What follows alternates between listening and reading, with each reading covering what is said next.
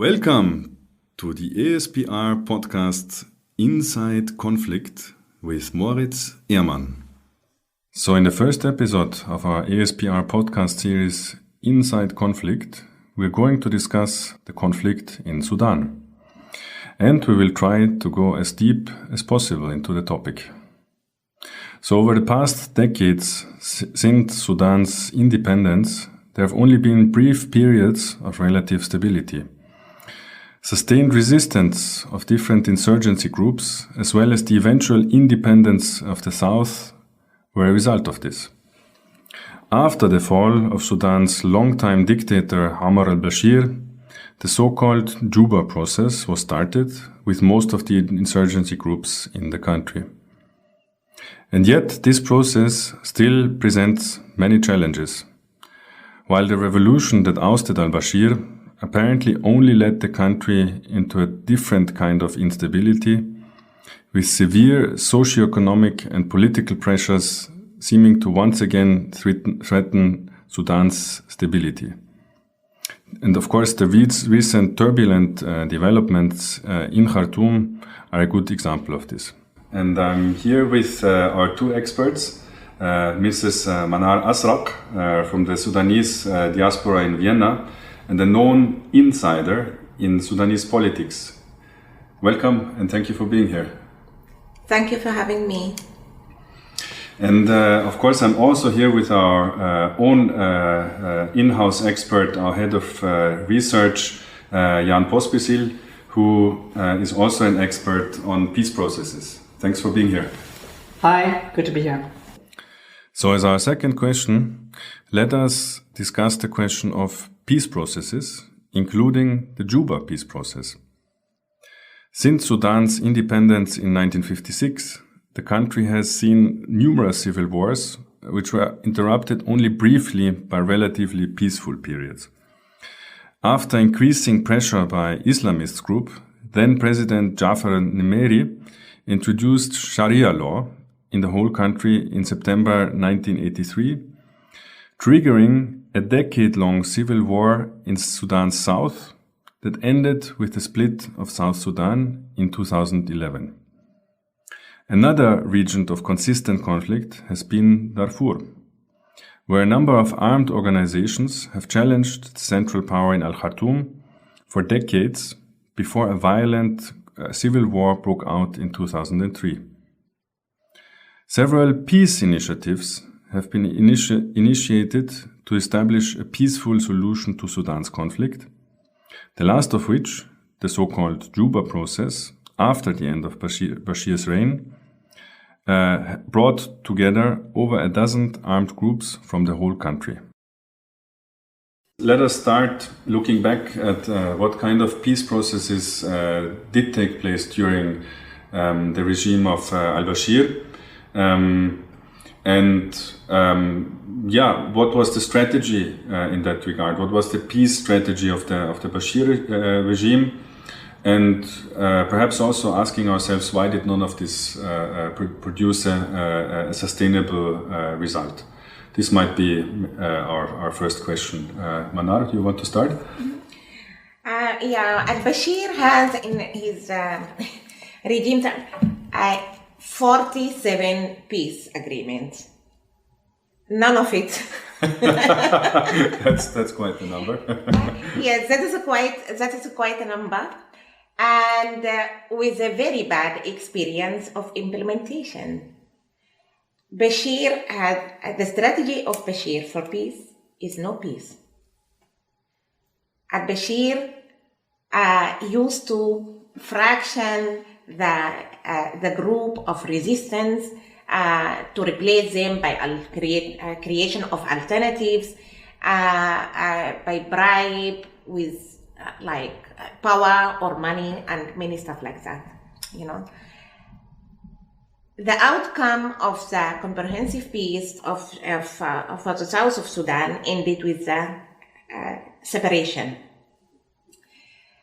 And for the current Juba process, there is no al-Bashir. Yes, this is true.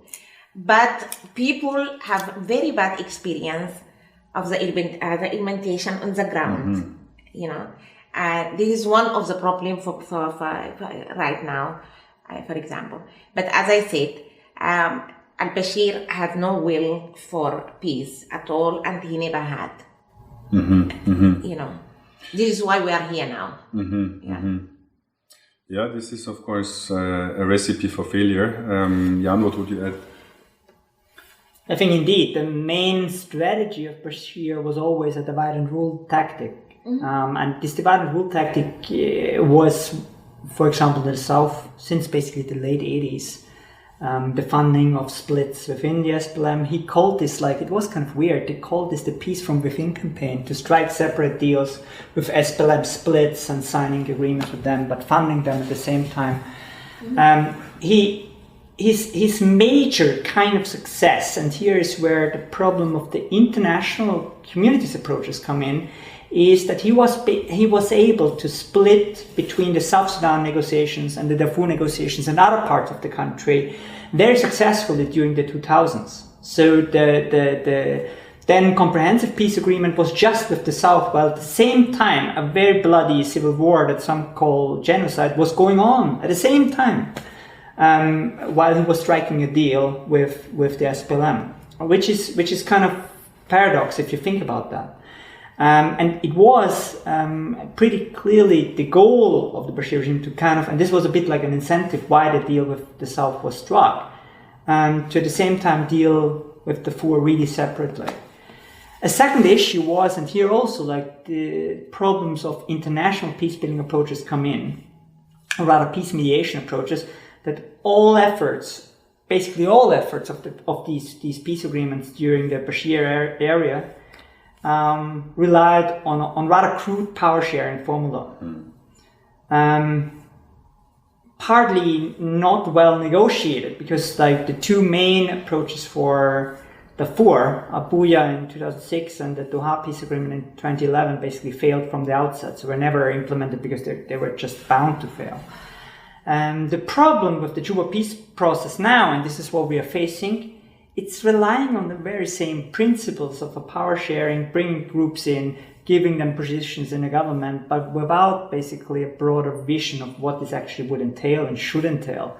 So calling these agreements comprehensive is quite a stretch. To be fair, the comprehensive element of the comprehensive peace agreement, the CPA with the South, was more or less the perspective of a referendum and the split, which then eventually happened. But it didn't really entail much beyond that in terms of economy, root causes, and all these kinds of elements. Thank you. This is a lot of problems, of course, that happened during these past many efforts trying to bring peace to the many conflicts in Sudan. So what about the so-called Juba process, so the process that took shape after the fall of al-Bashir's regime? So who is part of that? Who is supporting it? And in particular, what is the role of South Sudan as the official mediator? And of course also, who are the holdout groups, and why do they not sign the peace agreement? Jan, maybe if you want to have a go. Well, there's a lot of questions about this process. I mean, the main interesting feature from the outset is that the Juba Peace Process is different from approaches before, because it tries to integrate all regions of the Sudan. So it is organized in several regional tracks, 5 in total. With a Darfur track, with a track of the so-called New South in the Nuba Mountains, with the East and North Center addressed separately, which has led also to criticism if you can do that. In the end, it has now been signed by, so if I recall correctly, 13 groups that have in exchange reshaped in a way the transitional landscape in terms of positions and all these elements, the power sharing elements in the transitional government in Sudan, also down to the state level. Mini Minawi, one of the heads of one of the splinter groups of the SLM, is now governor for Darfur in accordance with the agreement and the implementation of the agreement. So positions are there. But I mean, the question is that what is actually then the long-term perspective in this? Because what this agreement isn't, definitely, it is not inclusive. So it has been highly particular for the groups negotiating. If you want to be cynical, the main deadlines came from the hotels in Juba when they at some point then demanded that their bills are going to be paid, otherwise the delegates would be locked out of their rooms. Then the agreements came, otherwise they would have negotiated for months and months longer probably. So this tells you a bit about the kind of spirit and effort that was behind that. It's a very pragmatic agreement. Yes. Everybody's kind of happy to have it. It is a major success for South Sudan becoming this role, whereby of negotiating this on behalf of IGAD, being the official mediator on behalf of IGAD. But at the same time, of course, there is contestation about the South Sudanese Mediation Commission with the head of the Mediation Commission, Tutkiu Gatluak, somebody who has known well-established links with Bashir. He basically grew up with Bashir as a person. So it's in a way a paradox situation that now the chief mediator was actually somebody who was very, very close to Bashir and the old regime in Sudan. This is a problem for some of the holdout groups, particularly for the SLM Abdul Wahid, who are not collaborating with the South Sudanese Mediation Commission for this reason. But there is, of course, the issue now, and we might talk about the holdout groups later more, that the two holdout groups, the SPLM North under the command of Abdelaziz Al-Hilu and the SLM-A under command of Abdul Wahid Al-Nur, are the two militarily on the ground strongest groups by far. So these two have not signed, and this presents a particular challenge to the implementation, of course. If I may add something in this regard, Juba Peace Process was a huge surprise for the Sudanese nation after the downfall of al-Bashir, because nobody expected this anymore. The regime is gone. Let us sit all of together, armed group, politician, parties, everybody, and start to rebuild a new nation and a new country. And then, as I said, that was the surprise. That comes the surprise of the peace process in Juba. One of the main reason why also in the wide nation of Sudan there is no really acceptance of the peace process in Juba, because not only the negotiator is the mediator is practically the son of al-Bashir. One of also the negotiator is the one who is responsible or accused of genocide in Darfur, Mr. Dagalo, and this combination with also many fractions of armed groups that nobody heard of them before, remind the people of the same procedure what used to be done at the time of when al-Bashir was in power. And also, as Jan said, you cannot ignore the two big important armed groups that really exist on the ground, Al-Hilu and Abdul Wahid, and especially Abdul Wahid. You can't just ignore Abdul Wahid. You can't. Mm-hmm. Yeah, it's never a good idea to ignore the militarily most strong armed groups in a peace process. Of course, that would create challenges. Yes, Jan, please. I mean, to be fair, also to the international supporters and the mediators, they're not ignored. Of course, they want to bring them in, but the obstacles that these two and the problems these two groups raise are not adequately addressed.